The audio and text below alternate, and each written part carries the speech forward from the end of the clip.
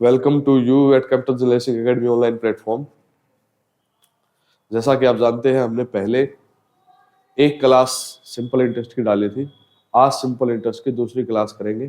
पहली क्लास में basic questions हमने डिस्कस किए थे जो किसी ना किसी एग्जाम में आए हैं। बेसिक फॉर्मूला बेस्ड क्वेश्चन थे जो हमने फॉर्मूले पर नहीं किए, हमने उनको बेसिक तरीके से ही करने की कोशिश की। ठीक है, आज हम एक स्टेप उससे आगे बढ़ते हैं और टाइप वाइज क्वेश्चंस को सोल्व करना शुरू करते हैं। ठीक है, ये क्वेश्चन जो आपके सामने है ये एसएससी सीएचएसएल के पेपर में आया था, पूछा गया था, लेटेस्ट क्वेश्चन है। अब इसमें क्या था कि a man lends 3/11 part of his money at 18% per annum if he wants to earn 13% simple interest on whole then what should be the rate of interest for remaining part. अब यहाँ पे जो प्रिंसिपल है उसने पहले 3/11 भाग जो दिया उस पे 18% उसने साधारण ब्याज लिया। हम क्या करेंगे, पहले प्रिंसिपल का रेशियो देखते हैं एक बार। अगर प्रिंसिपल का रेशियो देखेंगे तो हमें यहाँ पे क्या मिलेगा, हमें यहाँ पे मिलेगा 3/8। प्रिंसिपल का जो रेशियो मिला 3/8। आप कहेंगे जी कैसे मिला?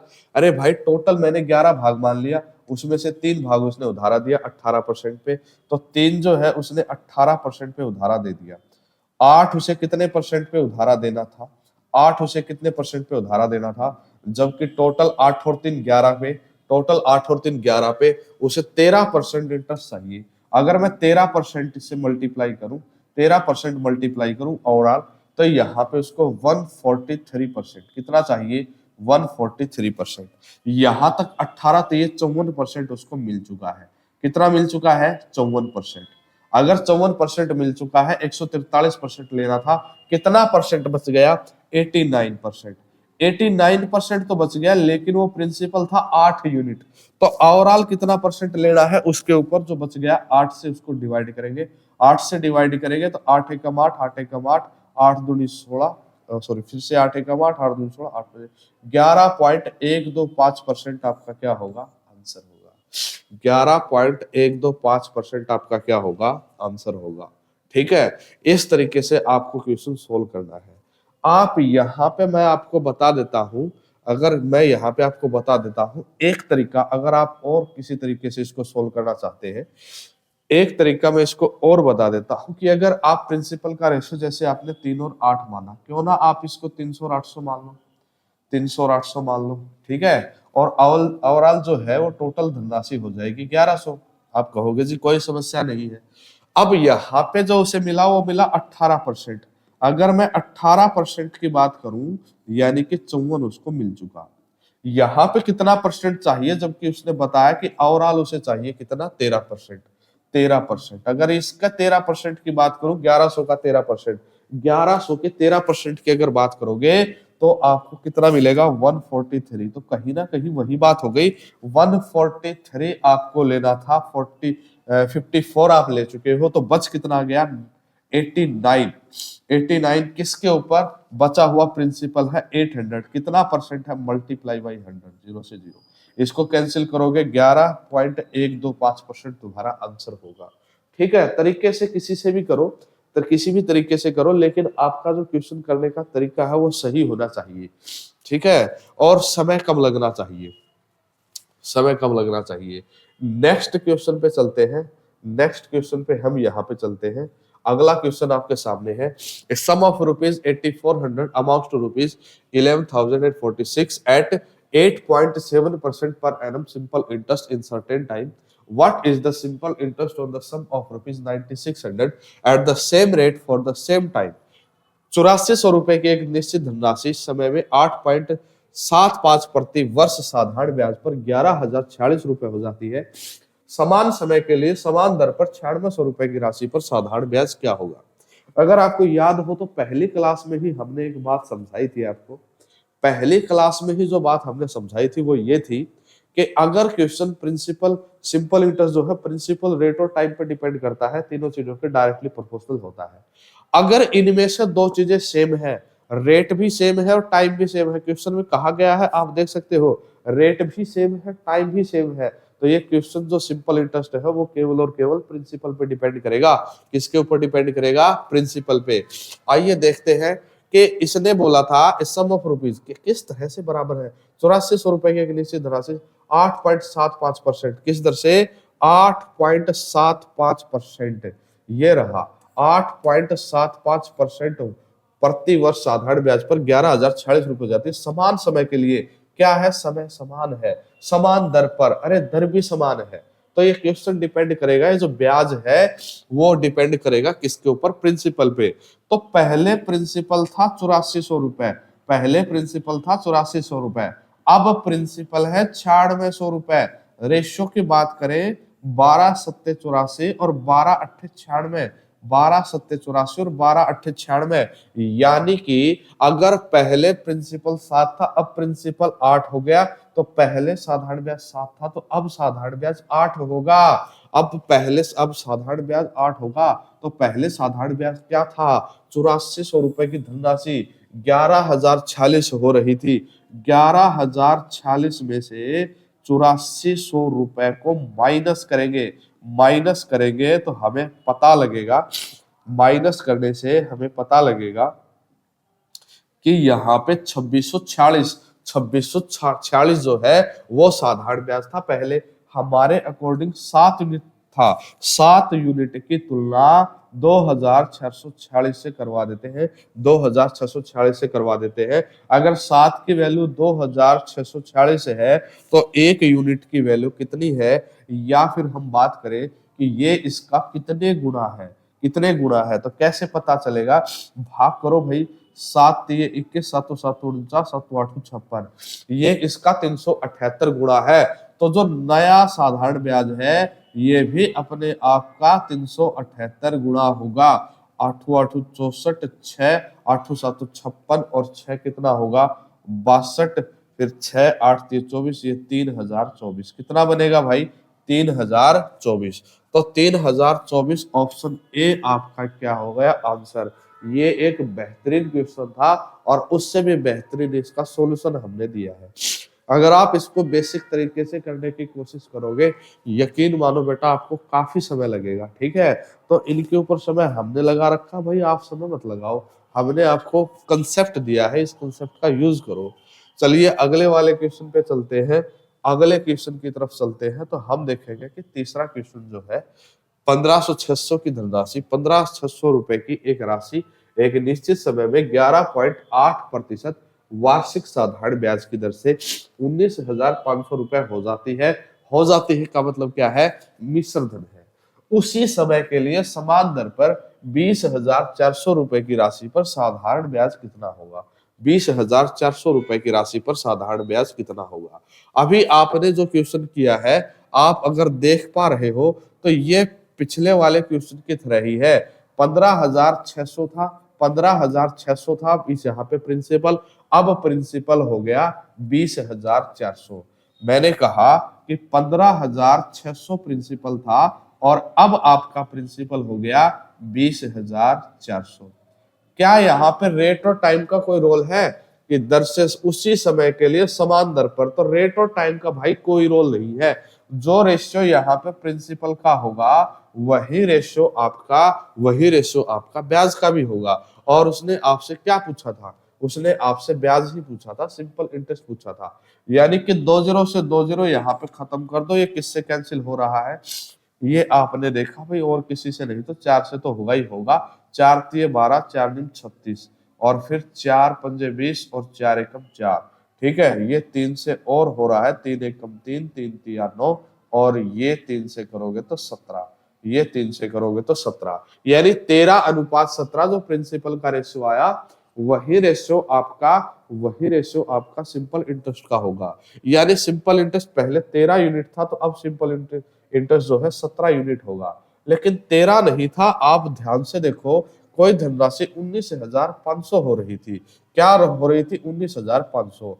15,600 से 19,500 होने में, 15,600 से 19,500 होने में 3900 रुपए का डिफरेंस है, यही आपका ब्याज है। 3900 रुपए का जो डिफरेंस है यही आपका ब्याज है। ये ब्याज इसका कितने गुना है, 300 गुना है। अगर ये वाला ब्याज 300 गुना है तो नया ब्याज ये जो है ये भी 300 गुना कर दो और 17 दिए 5100, तो ब्याज आपका क्या हो जाएगा 5100। तो ये जो पहला ऑप्शन है ये आपका आंसर है। मेरे ख्याल से तो किसी प्रकार की समस्या आपको हुई नहीं होगी। इस टाइप के हमने 2 क्वेश्चन उठाए हैं, ठीक है। आगे चलते हैं, आगे चलते हैं। इसी तरीके से आपको लेटेस्ट जो है आपको तरीके मेथड क्वेश्चन को सॉल्व करने के मिलते रहेंगे। हम चौथे क्वेश्चन की तरफ बढ़ते हैं। चौथे क्वेश्चन की तरफ बढ़ते हैं तो इसको आप थोड़ा ध्यान से देखोगे। The rate of simple interest per annum of bank being increased from 10.5% to 18% and time duration is also increased from 4.5 years to 7 years. The total simple interest was increased. The total simple interest was increased. ये PPT बनाते वक्त option इधर से उधर दाएं से बाएं अपने आप घूम गए। आप टेंशन मत लियो, ठीक है ना, मैं आपको बता दूंगा, आप आंसर पे फोकस करो। तो यहाँ क्या है क्वेश्चन, बैंक की वार्षिक साधारण ब्याज की दर से 10.5% से बढ़ाकर 18% की गई, समय अवधि भी 4.5 वर्ष से बढ़ाकर 7 वर्ष की गई, तो कुल साधारण ब्याज कितना बढ़ेगा? ये प्रतिशत में हमसे पूछा है। ये क्या पूछा है? प्रतिशत में पूछा है। ये इनके ऊपर भी, क्वेश्चंस के ऊपर भी क्या था? प्रतिशत था। मैं बता दूं आपको, ये प्रतिशत में ही थे, ठीक है। कोई नहीं, हम इसको सोल्व करने की कोशिश करते हैं। सुनना ध्यान से, रेट ऑफ इंटरेस्ट। अब देखो, क्या ये क्वेश्चन प्रिंसिपल पे डिपेंड कर रहा है? क्या ये क्वेश्चन प्रिंसिपल पे डिपेंड कर रहा है? इस क्वेश्चन में कहीं भी बैंक की वार्षिक साधारण ब्याज की दर से दर चेंज हुई है, समय चेंज हुआ है, प्रिंसिपल का इसने कुछ बताया नहीं, यानी प्रिंसिपल सेम है। तो प्रिंसिपल, इस क्वेश्चन, ये क्वेश्चन प्रिंसिपल पे डिपेंड नहीं कर रहा। फिर हम क्या करेंगे कि 10.5% से 10.5% रेट ऑफ इंटरेस्ट से अब वाली रेट ऑफ इंटरेस्ट 18% हो गई, ठीक है। Principal into rate into time होता है, प्रिंसिपल सेम है, छेड़ेंगे नहीं। आर और टी बचा, आर और टी पे डिपेंड करता है। अब टी पहले, टाइम पहले कितना था? 4.5 वर्ष था। पहले टाइम 4.5 वर्ष था। अब टाइम कितना है भाई? अब टाइम 7 वर्ष है। अब टाइम 7 वर्ष है। अगर हम इसके रेशियो की बात करें, हम इसके रेशियो की बात करें, क्योंकि इसी रेशियो में तो साधारण ब्याज बढ़ा होगा, तो प्रतिशत से प्रतिशत यहाँ पे खत्म होगा। प्रतिशत से प्रतिशत, पॉइंट से पॉइंट यहाँ पे हटा के नीचे 100 ले सकते हैं भाई, ठीक है। 5 निम 45, 5 इसको काट देगा, 21 25 हो गया, 25 चौके 100। अगर 9 से काटे तो 9 दूनी 18, और यहाँ 7 से काटे तो 7 दिए 21। यहाँ सिर्फ 3 बचा, भाग में 4 बचा, उस तरफ ले जाओ 8 हो जाएगा। रेशियो अपने पास में जो आया 3:8 आया, यानी कि पहले जो सिंपल इंटरेस्ट था वो 3 था, और अब सिंपल इंटरेस्ट 8 हो गया। तो सिंपल इंटरेस्ट में कितने की बढ़ोतरी हुई? आप बोलोगे कि जी 5 की बढ़ोतरी हो गई। पहले से कितने प्रतिशत बढ़ोतरी हुई? तो 3 पे कितना परसेंट कहलाएगा? ये 500/3। इसको सोल्व करेंगे तो ये 3 एकम 3, ये 500/3, 3 ये 66 सही 2/3%। कितने परसेंट की बढ़ोतरी हुई? 166 सही 2/3%। ऑप्शन ये वाला आपका क्या है? आंसर। मेरे ख्याल से किसी प्रकार की कोई भी समस्या आपको इसमें नहीं आई होगी। ये तीनों क्वेश्चन एक ही तरह के थे कि अगर 3 चीजों पर डिपेंड करता है, सिंपल इंटरेस्ट, प्रिंसिपल, रेट और टाइम, लेकिन तीनों चीजें लेने की आवश्यकता नहीं है। जिस चीज की आवश्यकता नहीं उसको मत लो, क्वेश्चन लेंथ ही बनेगा, ठीक है। इससे आगे वाले क्वेश्चन पे अगर हम बढ़ते हैं, इससे आगे वाले क्वेश्चन पे चलते हैं, क्वेश्चन नंबर 5। क्वेश्चन नंबर 5 को देखते हैं। देखिए, ये एक नई टाइप का क्वेश्चन आपके सामने है, ठीक है। A sum of ₹50,000 in invested in 2 banks at the rate of 8% and 12% per annum respectively. After 2 years, the amount becomes ₹60,400. Find the sum invested at a lower rate of interest. 50,000 रुपए की एक धनराशि 2 बैंकों में 8% और 12% की वार्षिक साधारण ब्याज की दर पर निवेश की गई, ठीक है। 2 वर्षों के बाद राशि 60,400 रुपए हो जाती है। कम ब्याज दर पर निवेश की गई राशि क्या है? क्वेश्चन तुम्हारा ये है। थोड़ा क्वेश्चन को तरीके से समझना है, क्वेश्चन आसान है, कोई किसी प्रकार की समस्या नहीं है। देखो, टोटल धनराशि कितनी है जो क्वेश्चन में दी गई है? आप कहोगे कि जी 50,000 है, ठीक है। टोटल धनराशि कितनी है? 50,000। ठीक है, अब इसका कुछ भाग तो 8% की दर पर निवेश किया जाता है और इसका कुछ भाग जो है वो 12% की दर पर निवेश किया जाता है। ठीक है 2 साल बाद धनराशि 60,400 हो जाती है। 2 साल बाद धनराशि 60,400 हो जाती है। आप एक बात बताओ मुझे कि ये 2 साल के दौरान ब्याज कितना बनता है? आप बोलोगे जी 50,000 से 10,400 एक्स्ट्रा हो गया तो ब्याज हो गया 10,400 2 साल में। मैं आपसे कहूंगा 1 साल का ब्याज कितना हो गया? 1 साल का सिंपल इंटरेस्ट, आप कहोगे जी 1 साल का सिंपल इंटरेस्ट 5200 हो गया। 1 साल का सिंपल इंटरेस्ट कितना हो गया? 5200। ठीक है, चलिए क्वेश्चन पे। अब इसने कुछ भाग 8% की वार्षिक दर पर और कुछ भाग 12% की वार्षिक दर पर निवेश करता है। आप एक बात मान लीजिए, अगर एक भाग पे 8% मिलेगा, दूसरे भाग पे 12% मिलेगा, तो सोचने की आवश्यकता नहीं है, कम से कम 8% तो ब्याज बनेगा ही बनेगा। कम से कम पूरी धनराशि पे 8% ब्याज तो बनेगा ही बनेगा। और वो जो 8% ब्याज है वो मूलधन 50,000 का, टोटल मूलधन 50,000 का 8% ब्याज बनेगा और वो 8% ब्याज जो आपका निकल के आएगा वो आएगा 4,000। कितना निकल के आएगा? 4,000।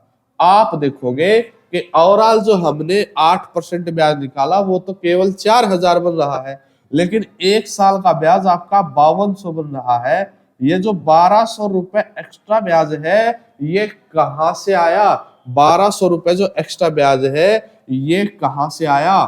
तो ये जो दूसरे बैंक में रेट ऑफ इंटरेस्ट 12% है ये 8% से कहीं ज्यादा थे। कितनी ज्यादा थी? 4%।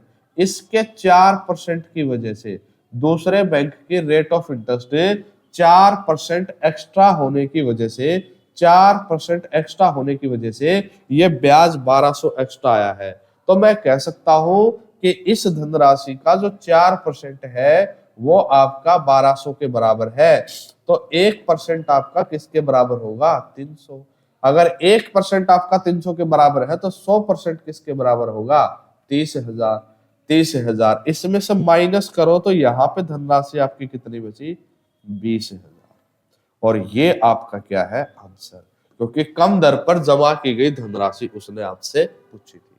ठीक है, उम्मीद करता हूं कि ये क्वेश्चन आपको अच्छे तरीके से समझ में आया होगा, और नहीं भी आया होगा तो हमने इस टाइप के 2 या 3 क्वेश्चन डाले हैं। ठीक है, किसी भी प्रकार की कोई समस्या आपको नहीं होगी।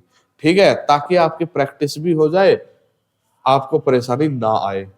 इससे अगले क्वेश्चन पे चलते हैं। सेम ऐसा ही क्वेश्चन, क्वेश्चन नंबर 6 है।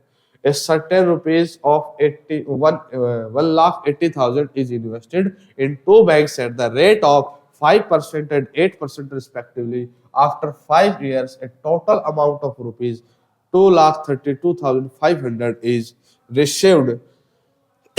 Find the amount deposited at higher rate. ऊंची दर पर जमा की गई धनराशि अगली बार पूछी है। चलिए आप इस क्वेश्चन को मेरे साथ सोल्व करने की कोशिश कीजिए और साथ में ये भी कोशिश कीजिए कि हम लिखें कम से कम।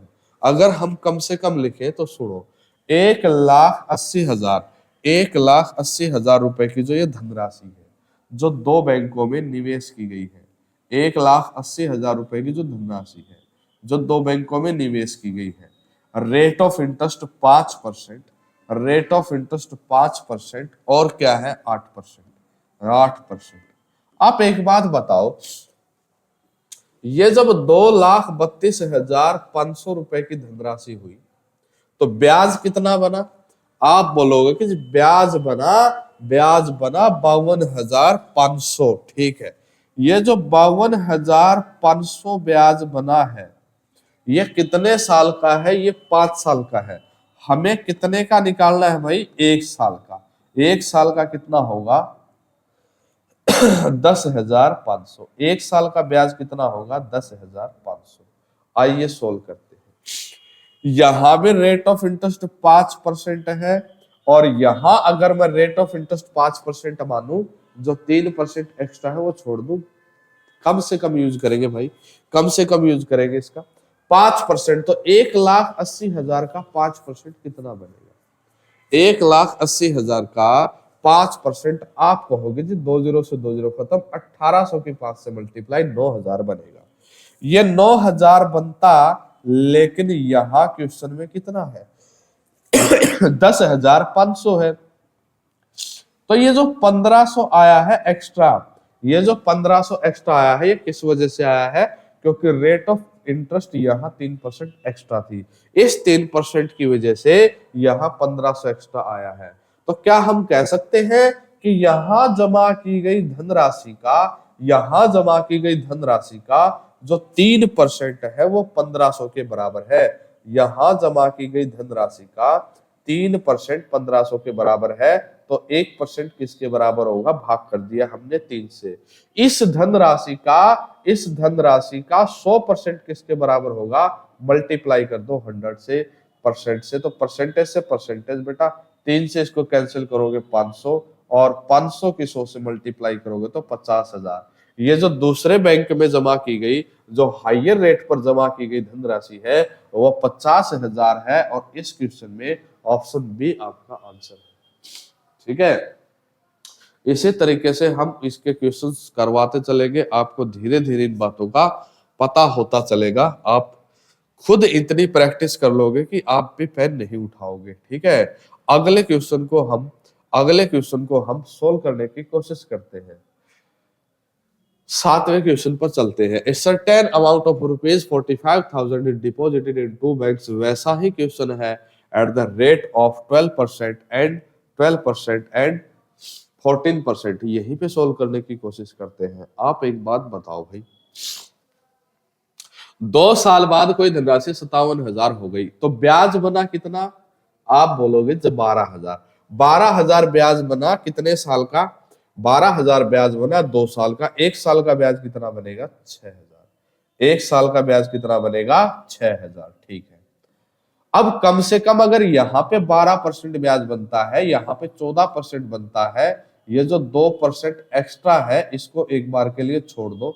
अगर 12% यहाँ मिले, 12% यहाँ मिले, तो ये जो 45,000 रुपए की धनराशि है इस पे भी 12% ब्याज बनना चाहिए। 12% इसका निकालोगे तो इसका 10% तो 4500 आएगा, 2% इसका 900 आएगा। तो 4500 में 900 ऐड करोगे तो वो 5400 आएगा। कितना आएगा? 5400। यानी ब्याज केवल 5400 बनना चाहिए था। अरे बना कितना है? 6,000। कितना एक्स्ट्रा आ रहा है? 600। ये 600 एक्स्ट्रा आने का कारण क्या है? क्योंकि जो दूसरे बैंक में ब्याज की दर थी वो 2% ज्यादा थी, उस 2% की वजह से 600 एक्स्ट्रा आया है। तो 600 उसके 2% की वैल्यू है। तो जो दूसरे बैंक में जमा की गई टोटल धनराशि क्या होगी? यानी कि 100% की वैल्यू। तो भाई प्रतिशत से प्रतिशत खत्म, 2 इससे काट दो, 300 300 की 100 से गुणा करोगे, आप जानते हो 30,000 आएगा। कितना आएगा भाई? 30,000।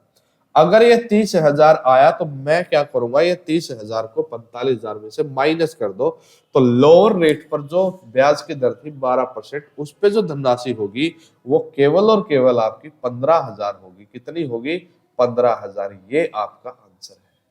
ठीक है, उम्मीद करता हूं इस टाइप के भी तीनों क्वेश्चन आपको समझ में आए होंगे। ठीक है, किसी प्रकार की कोई भी समस्या नहीं रहेगी। आप प्रत्येक वीडियो को बड़े ही ध्यान से देखिएगा और आप क्वेश्चंस की प्रैक्टिस भी अपनी कॉपी साथ लेके बैठे और क्वेश्चन को पहले सोल्व करने की कोशिश करें, उसके बाद सॉल्यूशन देखें। ठीक है, चलिए आगे चलते हैं। यहीं पे आपकी इतनी प्रैक्टिस हो जाएगी, कहीं और कुछ करने की आपको आवश्यकता ही नहीं रहेगी। अभी क्वेश्चन 7 किया हमने, हम क्वेश्चन 8 पे चलते हैं।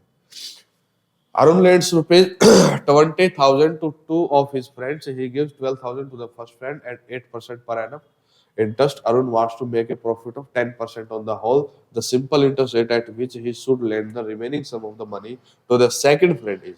अरुण ने अपने 2 दोस्तों को 20,000 रुपए उधार दिए। कितने रुपए उधार दिए? 20,000 रुपए उधार दिए। उसने पहले दोस्त को 8% वार्षिक साधारण ब्याज पर 12,000 रुपए दिए। अरुण कुल मिलाकर 10% का लाभ कमाना चाहता है। वह साधारण ब्याज दर क्या है जिस पर उसे शेष धनराशि दूसरे मित्र को उधार देनी चाहिए?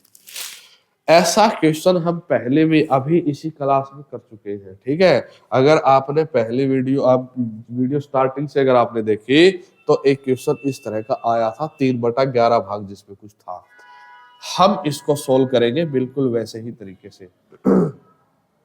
हम बिल्कुल वैसे ही तरीके से इसको सोल्व करने की कोशिश करते हैं।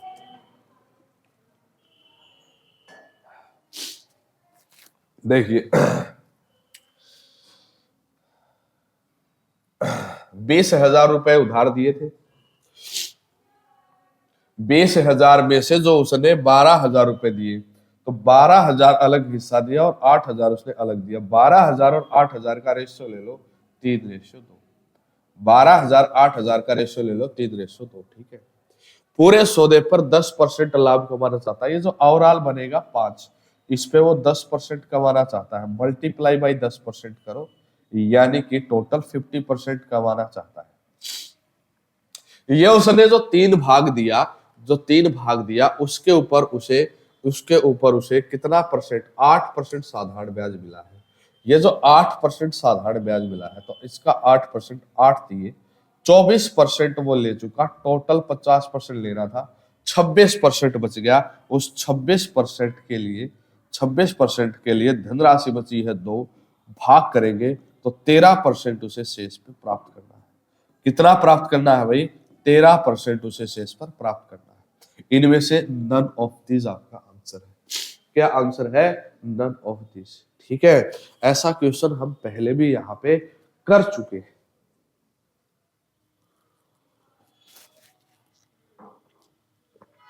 चलिए आगे चलते हैं। उम्मीद करता हूं कि भाई ये सेशन जो है आपको बहुत ही अच्छा लगा होगा। हम आपके लिए प्यारे प्यारे अच्छे क्वेश्चन लेके आए हैं। वैसे ही आप इसको, इन क्वेश्चंस को इज्जत देना बेटा, उतनी ही मेहनत आपको करनी है, ठीक है। जब आप मेहनत करते हो हमें सुकून मिलता है। अभी कितने बच्चे हैं जो लाइनमैन में और इनमें सेलेक्ट हुए हैं, हमें बड़ा अच्छा लगा। बच्चों का फोन आता है सुबह 8 बजे, हमें इन्फॉर्म करते हैं, बड़ा अच्छा लगता है, मिठाई लेके आते हैं। तो जहां भी आप अगर कामयाब होंगे, कहीं ना कहीं हम कामयाब हो रहे हैं। हमारी दुआएं आपके साथ हैं और आप ऐसे ही आगे बढ़ते जाओ, लेकिन अपनी पढ़ाई के साथ किसी भी प्रकार से समझौता ना होने दो, ठीक है। चलिए आगे चलते हैं। X रुपए का निवेश 8% प्रतिवर्ष साधारण ब्याज पर किया जाता है, ठीक है। T वर्षों के बाद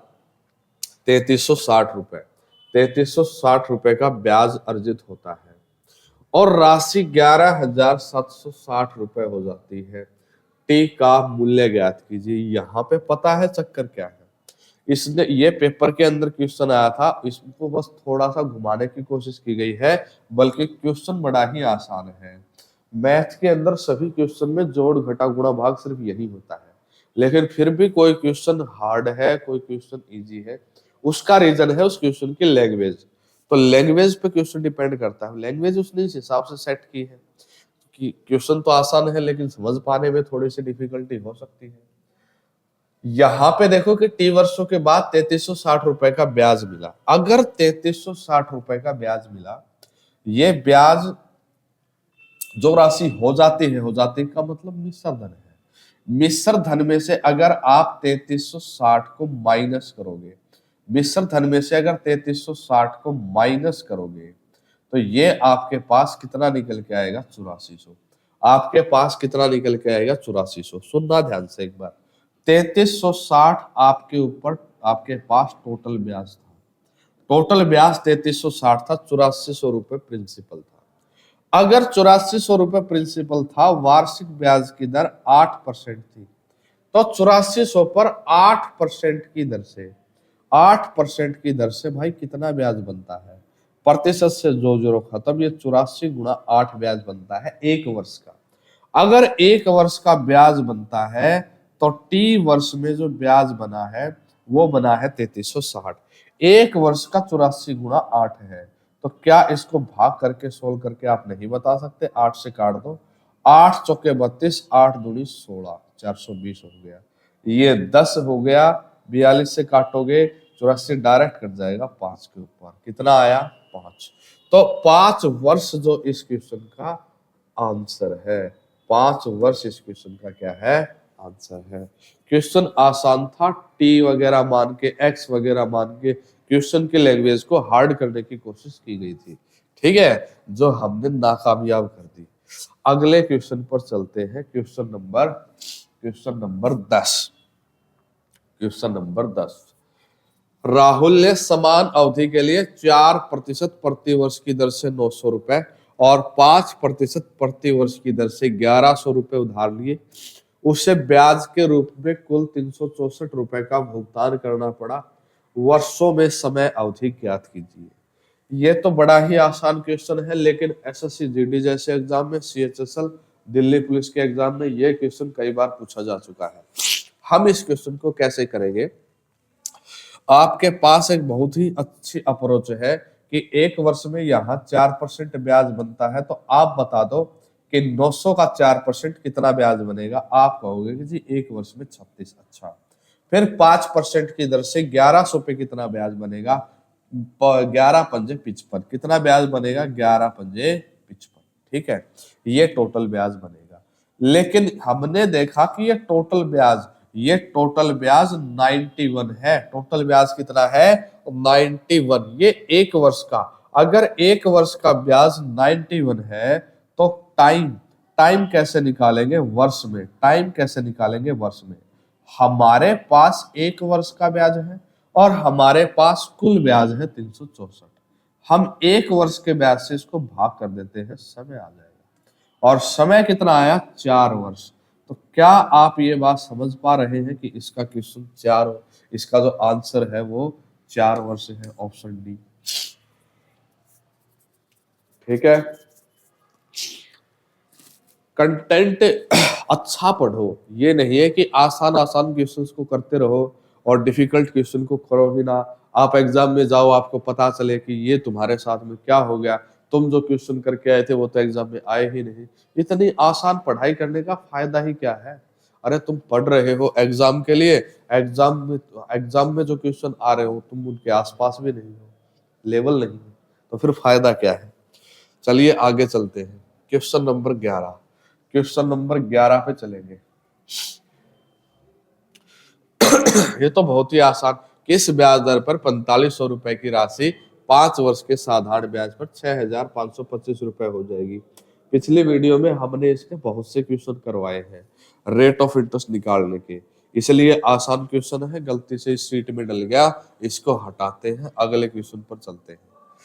9600 रुपए, किस ब्याज दर पर 9600 रुपए की राशि 12 वर्ष के साधारण ब्याज पर 10,800 रुपए हो जाती, 10,800 रुपए हो जाएगी।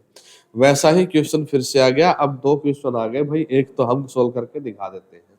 इधर ध्यान दो, किस ब्याज दर पर 9600 रुपए की राशि 12 वर्ष के साधारण ब्याज पर 10,800 रुपए हो जाएगी। एक ही बात हमें इससे सीखनी है, जब हमने रेट ऑफ इंटरेस्ट निकाली थी तो हमने कुछ इस तरह से रेट ऑफ इंटरेस्ट निकाली थी कि ऊपर तो लिखो 1 साल का ब्याज, जितना प्रतिशत 1 साल का ब्याज होगा प्रिंसिपल का, उतना ही प्रतिशत रेट ऑफ इंटरेस्ट होती है। अब कितना प्रतिशत ब्याज है वो कैसे चेक करेंगे हम, कि 9600 रुपए की धनराशि 10,800 हो गई, 1200 रुपए ब्याज बना, 1200 रुपए ब्याज बना 12 वर्ष में, तो एक वर्ष में ब्याज कितना बनेगा, 100 रुपए।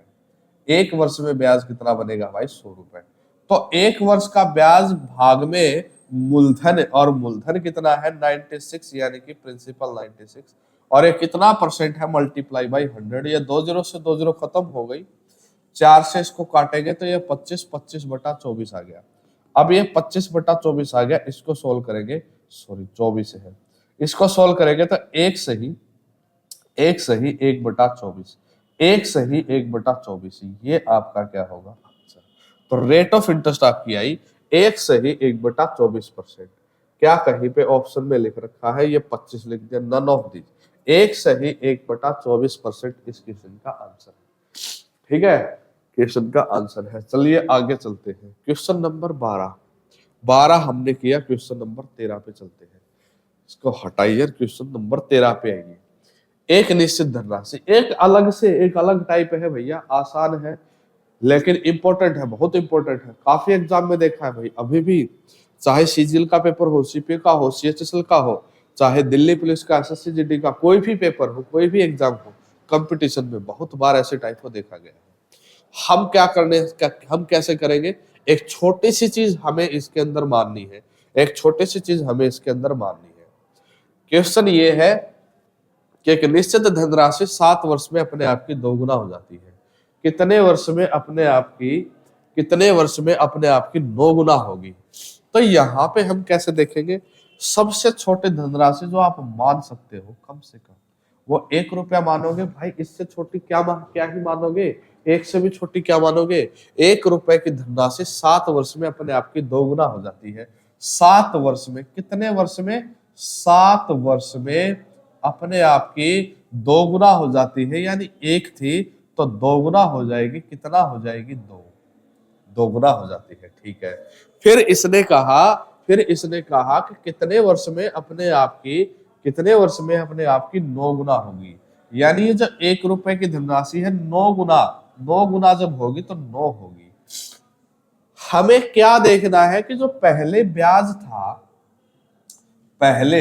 जो ब्याज बन रहा था वो 1 यूनिट बन रहा था, और अब जो ब्याज बन रहा है 1 रुपए की धनराशि 9 होगी तो ब्याज कितना बनेगा? 8। सिर्फ तुम इतना देखो कि ये ब्याज अपने आप का कितने गुना हो गया? ये ब्याज अपने आप का 8 गुना हो गया। तो क्या तुम ये बात समझ नहीं पा रहे? अगर ब्याज 8 गुना तो तब होगा ना जब समय 8 गुना होगा, तो समय भी अपने आप का 8 गुना हो जाएगा, और 8 से गुणा करेंगे तो 56 वर्ष इस क्वेश्चन का क्या होगा? आंसर।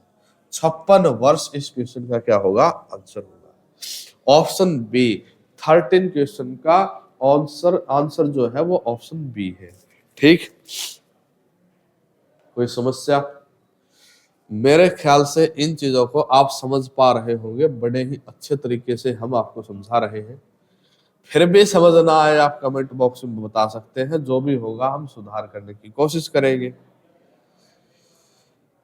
ये क्वेश्चन 13 था। अब क्वेश्चन 14 देखते हैं। A certain sum of money becomes 5/2 times of itself in 8 years. In how many years will it become 7 times of itself? एक निश्चित धनराशि 8 वर्ष में अपने आप की 5/2 गुना हो जाती है। कितने वर्ष में अपने आप की 7 गुना होगी? यहाँ हमें क्या करना है, समझने की आवश्यकता है। अभी आपने क्वेश्चन किया था, जो 1 रुपए जो धनराशि मानी वो आपने क्यों मानी? ठीक है भाई, जब आप 2 गुना बोलते हो तो 2 गुना जब आप 2 गुना बोलते हो, नीचे कुछ नहीं है, 1 है, तो 1 रुपए की धनराशि 2 हो जाती है। इसका मतलब ये 3 गुना बोलते हो, नीचे कुछ नहीं है, 1 मानते हैं, 1 रुपए की धनराशि 3 हो जाती है। जब ये 5/2 गुना बोलता है, इसका मतलब नीचे तो 2 है, तो इसका मतलब धनराशि आपको 2 माननी चाहिए। 2 रुपए की धनराशि कितनी हो जाएगी? 5। अगर ये हमसे बोले 5/4 गुना, यानी कि 4 रुपए की धनराशि क्या हो जाएगी? 5।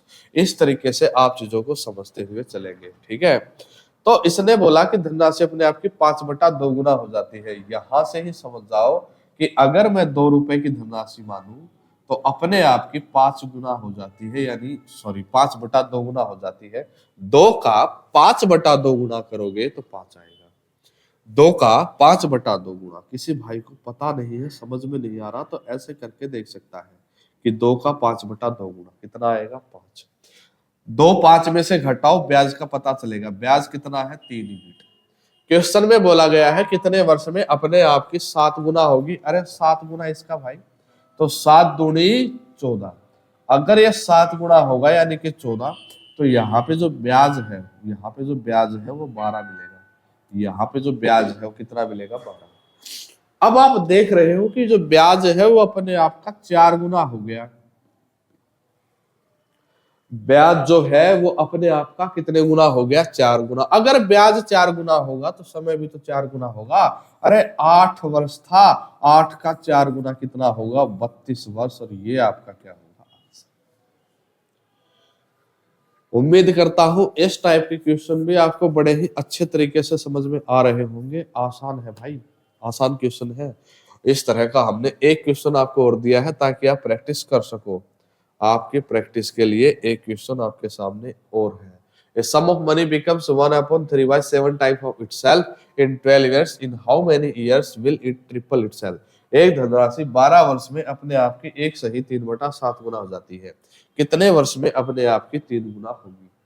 इसके लिए हमें क्या करना होगा कि 12 वर्ष में 1 सही 3/7 गुना हो जाती है।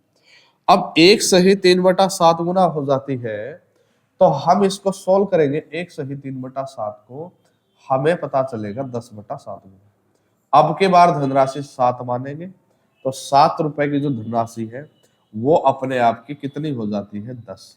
कितनी हो जाती है? 10। तो ब्याज कितना बनेगा? 3। कितना ब्याज बनेगा? 3। फिर इसने कहा अपने आप के 3 गुना। तो 7 का 3 गुना करोगे तो 7 का 3 गुना 21। जब 21 धनराशि होगी, 7 से 21 होगी, तो ब्याज तो 14 यूनिट बनेगा। ब्याज तो 14 यूनिट बनेगा। तो ये ब्याज जो है ये इसका कितने गुना है? अब ये पूरा नहीं कट रहा, लेकिन गुना तो हमें फाइंड करना ही है। तो आप कैसे करोगे कि ये इसका 14/3 गुना हुआ। कितने गुना हुआ? 14/3 गुना। अगर ये 14/3 गुना हुआ ब्याज, तो समय भी तो 14/3 गुना होगा, और समय पहले था 12 वर्ष। अब 12 वर्ष का 14/3 गुना करोगे, 3 से कैंसिल, 4 14 चौके 56। कितना आएगा भाई? 56। 56 साल। 56 साल आपका इस क्वेश्चन का आंसर है। यहाँ ये जो क्वेश्चन आपको आया 56 वर्ष, 56 वर्ष इस क्वेश्चन का क्या है? आपका आंसर है। मेरे ख्याल से किसी भी प्रकार की आपको समस्या महसूस नहीं हुई होगी। हमने आपको दूसरा सेशन भी अपना जो दूसरी क्लास है वो भी बड़े अच्छे तरीके से समझाई है। उम्मीद करता हूं आपको समझ में आई होगी। आज के लिए इतना ही। धन्यवाद।